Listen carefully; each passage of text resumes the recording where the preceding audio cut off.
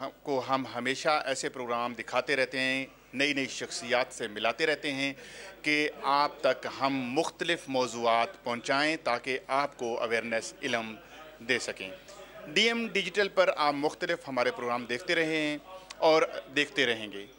हमारे पास जब भी कोई ऐसी शख्सियत आती है कि जो हमें मुतासिर करती है या आवाम को या उसका ख़ास मुकाम होता है, तो हम आपके साथ मिलाने के लिए हाज़िर हो जाते हैं। और इस वक्त जो आज हमारे साथ एक शख्सियत हैं जिनका ताल्लुक़ सहाफ़त से 1990 की दहाई से वो सहाफ़त के साथ मुंसलिक हैं। उनका ताल्लुक़ गुजरांवाला शहर के एक अकबी शहर गखड़ मंडी से है। मैं आपको मिलवाता हूँ बट साहब। तारफ़ तो मैं करवाऊँगा इस लिहाज से कि सहाफ़ती दुनिया जो है बड़ी एक मज़बूत है और सहाफ़त का आजकल पाकिस्तान में बड़ा अमल दखल है। क्या सहाफ़त वाक़या ही कोई मुल्क के अंदर नई तब्दीली लेके आ रही है? पहली बात तो जो आपने कही कि सहाफ़त बहुत मजबूत है, मैं हालांकि आप मजलूम कहें तो ज़्यादा, क्योंकि आप तो ज़ाहिर है ख़ुद जर्नलिस्ट हैं। आप जानते हैं कि इस वक्त पाकिस्तान में ये सूरत हाल है कि पूरी दुनिया की जितनी सहाफ़ती तंजीमें हैं वो पाकिस्तान को जर्नलिस्टों के लिए सबसे ज़्यादा ख़तरनाक मुल्क करार दे चुकी हैं। और गुज़श्ता 7 साल के दौरान 90 जर्नलिस्ट जो हैं वो कत्ल हो चुके हैं।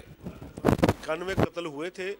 सिर्फ एक जर्नलिस्ट जो है उसका ट्रायल हुआ और वो भी बदकिस्मती से पाकिस्तानी जर्नलिस्ट नहीं था, अमेरिकन था, डैनियल पर्ल। जो 90 पाकिस्तानी जर्नलिस्ट थे उनका केस वहीं का वहीं है, किसी के कातिल नहीं पकड़े गए, कोई कैफरे किरदार तक नहीं पहुंचा। और आजकल आप जानते हैं कि पाकिस्तान में मुख्तलिफ फोर्सेस जो है उनका सबसे ज़्यादा दबाव मीडिया के ऊपर है।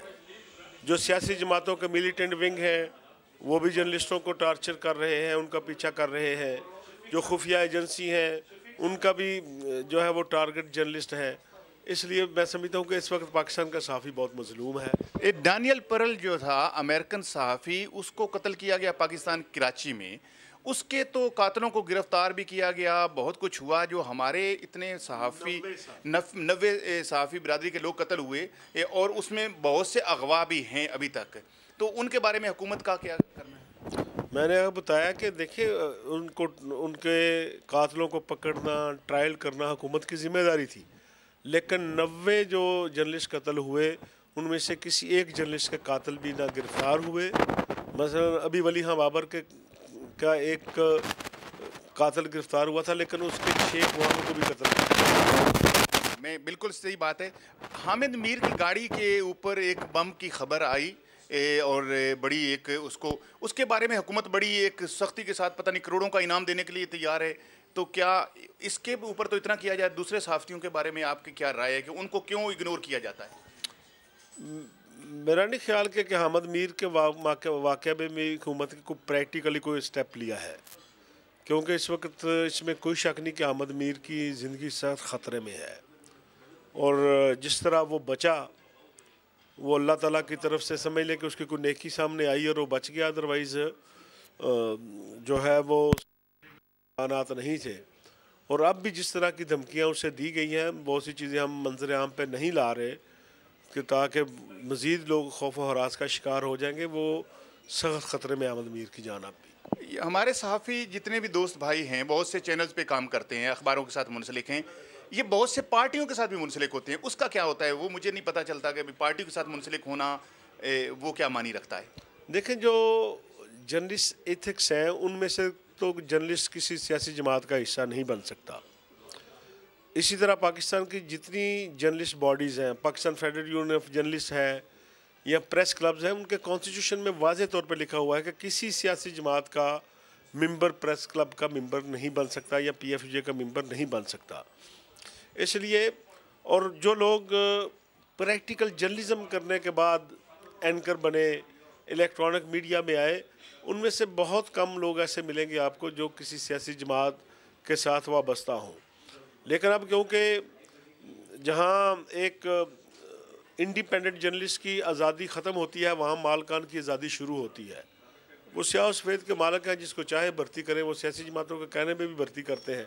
अगर आपको कोई सियासी जमात किसी बड़े चैनल में एडजस्ट कराएगी तो आप क्या करेंगे अगर उसको सपोर्ट नहीं करेंगे तो? नहीं, ये तो बात हुई कि एक आदमी लालच में या ख़रीदा जाए उसके ऊपर। जो हमारे मुख्तलिफ़ शहरों में प्रेस क्लब होते हैं, हमारे इदारे हैं, सहाफ़ती एक बहुत बड़ी तंजीमें बनी हुई हैं और पूरी इंटरनेशनल तौर पर भी है। और ख़ुसूसन आजकल तो बरतानिया ने एक नई तंजीम जैसे तालीम के ऊपर इन्होंने दस्तरस हासिल की है।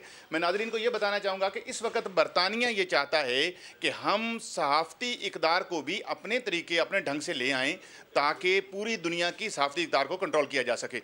तो हमारे मुल्क में ये सहाफ़ती इदारे नहीं हैं। है हमारे यहाँ, मैंने बताया कि तंजीमें भी हैं, गवर्नमेंट के इदारा भी है, प्रेस काउंसिल पाकिस्तान भी है, इस तरह PID भी है।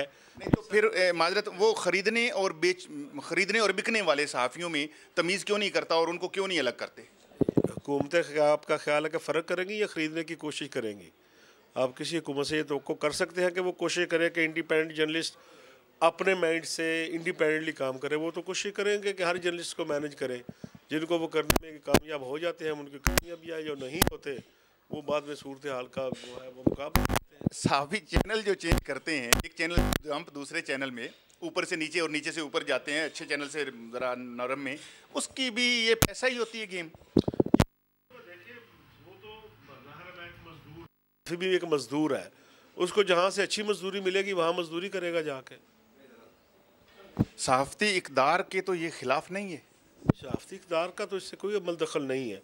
अगर किसी मालिक को ये हक़ है कि वो जब चाहे ये आर्डर कर दे कि कल मैं उसकी अखबार की सीढ़ियाँ नहीं चढ़ सकता, मैं फ़ारग हूँ, चैनल की सीढ़ियाँ नहीं चढ़ सकता, फ़ारग हूँ, तो मेरा भी ये हक़ है कि मुझे जहाँ अच्छी अपॉर्चुनिटी मिली मैं वहाँ जाकर मुलाजमत करूँ। ये तो एक घबराने वाली बात है, लेकिन क्या हमारे सहाफ़ती लोगों के अंदर ये जज्बा नहीं है कि हम हक़ और हक़ाइक़ के लिए भूखे तो रह दी, लेकिन हम हक़ और हकीकत के ऊपर तारीख़ को रकम करें?